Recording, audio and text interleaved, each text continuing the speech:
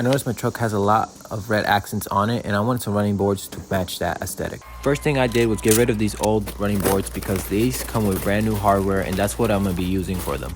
Like always, I like to organize everything before I get started so I have everything ready to go. The mounting brackets are going to be labeled passenger side or driver side. Make sure you align them to the correct side.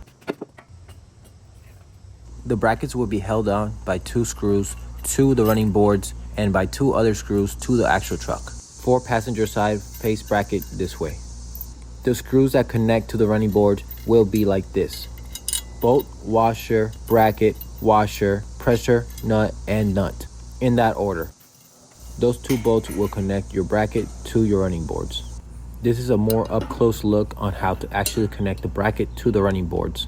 As you can see, the bolt's already there with the washer. The bracket will be placed on the running board. The washer will be placed on the running board, then the pressure nut and the actual nut. Make sure everything is tightened so nothing falls off. Once that is done, you want to repeat with the other bolt, align it to your liking.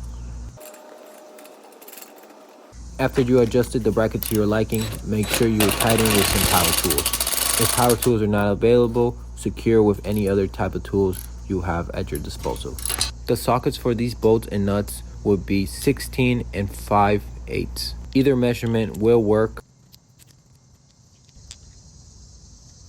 Your truck should already have with pilot holes ready for you to just bolt on the smaller bolts. These bolts will secure the brackets to the truck. The reason I am leaving the top bolts loose is because I'm going to slide the brackets on. I connected all 4 brackets to the running board so I can just slide the running board on there at once. This can get a little bit difficult, but you can use the help of somebody else, or you can connect the brackets first before you connect them to the running boards. Either way, you can find out which method is best for you.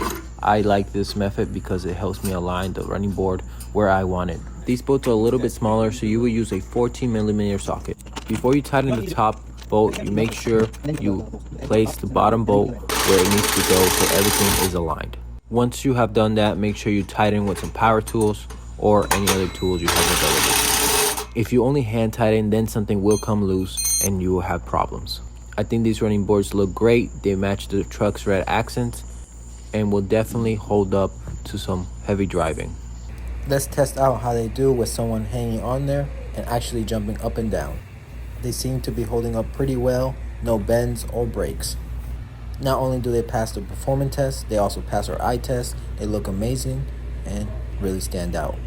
Because they're covered in liner, they're going to hold up very well to the elements.